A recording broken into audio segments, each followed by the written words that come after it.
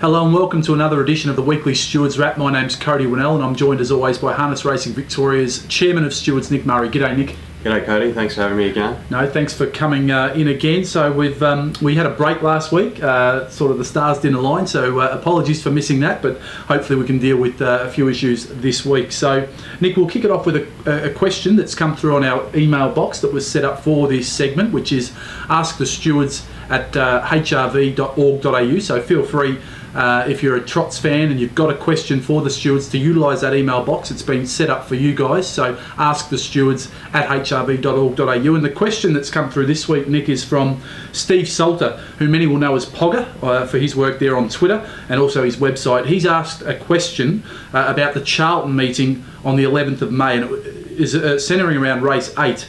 And Steve's question was, Just Call Me Mac has led and raced well in front, yet here in this race it surrenders the lead off the back of a very slow lead time without a change of tactics. So I guess the question here, Nick, is obviously centred around change of tactics, when it's required and when it's not required. So just for the viewers, we're going to roll some footage, and firstly, let's have a look at the previous run of Just Call Me Mac before Charlton, and this was the Hamilton run. And Nick, we see here that Just Call Me Mac on this occasion, coming out of barrier 2 there, spears to the lead and leads comfortably. And then as we let the footage roll into the back straight, we see the horse Dance of Fire coming around 3 wide. And at this point, just down the back, you see the driver on the leader, Just Call Me Mac here, just put that leader under a bit of pressure, just kicking it up to ensure that horse holds the lead. So that was Hamilton previously, and then we go to Charlton, the race in question, and we see that Just Call Me Mac shows his customary early gate speed to hold the front. Correct, yep. And as we let it roll, punters here, we see going to the first turn, the horse there on the outside is called Give Me the Night, and it runs around, and on this occasion the driver of Just Call Me Mac doesn't put the horse under any pressure to try and hold the lead. So I guess it's one race to the next. Nick, this is just looking at Just Call Me Mac's last 2 races. Is there a change of tactics required? Obviously in this instance the stewards working at Charlton last week gave consideration as to whether first of all the connections, particularly Mr McMahon, the driver of Just Call Me Mac, was required to give an explanation regarding his tactics. Obviously looking at the 2 races in isolation, it's evident that Just Call Me Mac is able to lead unchallenged at Hamilton, and there's some pressure applied by Give Me the Night to go into the first turn in the Charlton race, and Mr McMahon elects to drive with cover and relinquishes the lead. Just looking at those 2 races in isolation, obviously there may be an explanation required. However, if you look into a little bit more detail and the extended exposed form of Just Call Me Mac, it does establish that there is a bit of variety in the pattern of Just Call Me Mac. It's evident the last 10 starts, Just Call Me Mac has drawn a front row barrier draw on 8 occasions. Of those 8 occasions, the horse has only led on 2 of those occasions, being the 2 starts prior to Charlton, and the other 6 occasions the horse has actually shown gate speed, being unable to obtain the lead, and shortly thereafter the driver has looked to obtain cover on each of those occasions. So looking at the extended exposed form, it doesn't appear that on this occasion change of tactics would have been required in this instance. For sure, and as you say, so it's stewards are taking into account racing patterns of horses, aren't they? And how many races do you think it would take to establish a recent pattern, say? How many races would you look back at? Well, the stewards have access to at least the last 10 starts of a horse's form at a race meeting and can go further if it is required. However, we do look at the last 10 starts to determine whether there's an actual racing pattern that's been established. On this occasion, there's a clear pattern that's been established throughout the 6 out of the 8 starts where it's drawn the front row. The horse has been driven forward on all of those occasions. However, as stated, when unable to cross, the driver then looks to obtain cover on Just Call Me Mac, albeit it's 2 previous starts the horse had led. For sure, and as you say, a driver query in this instance might have just cleared things up. Oh, potentially, yeah. Clarification of those tactics and that pattern may have clarified the situation.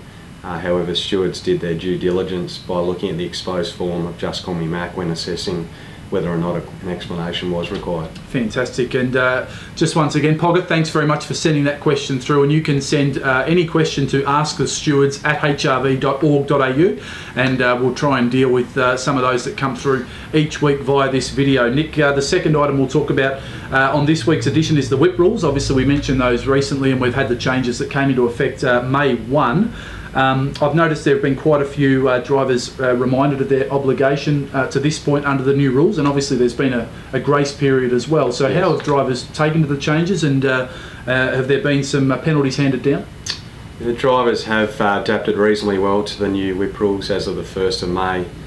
We've had approximately 20 race meetings since that time, approximately 85 cautions in those 20 race meetings, and approximately 14 penalties being issued. So on average that equates to 5 offences per meeting. As you said, the grace period is only for the month of May. Yep.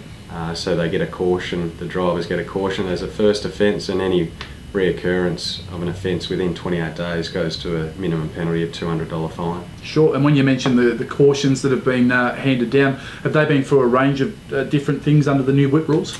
Yeah, it's been a variety of offences under Rule 156 Part 3, which refers to an unapproved whip use. There's been the crossing of the reins also under Rule 156 Part 2. So they're the main issues that we're identifying with drivers. Obviously drivers are not able to cross their reins and use the whip freehand at any time. Also it's required to be a wrist and elbow flicking action whilst having a rein in the hand.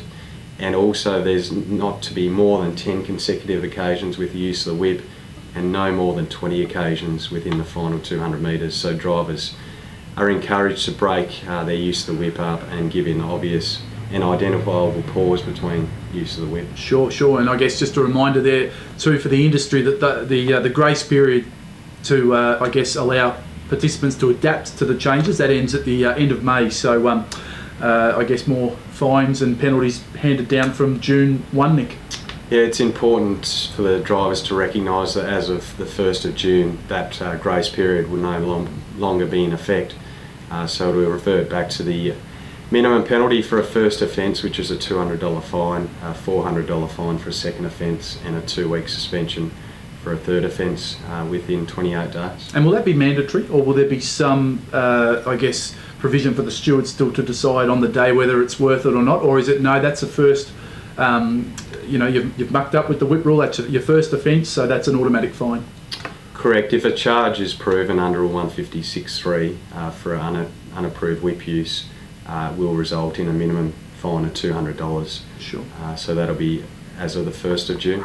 Sure. And then another question that's come through with regard to the whip. If a horse is beaten narrowly in a photo finish, Nick, but a driver of the winner commits a whip violation, is there any provision for the second horse's driver to ever protest the result? Yes, Cody, there is provision for a driver to protest against another driver's whip use.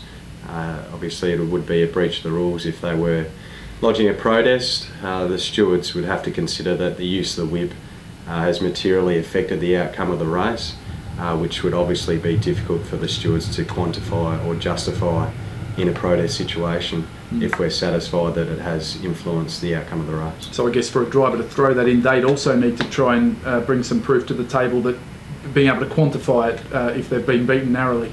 Exactly, and as we all know that some horses react adversely and can either gain something out of whip use conversely. So as I said, it's difficult for the stewards to quantify or justify how the use of the whip has affected the outcome of a particular race.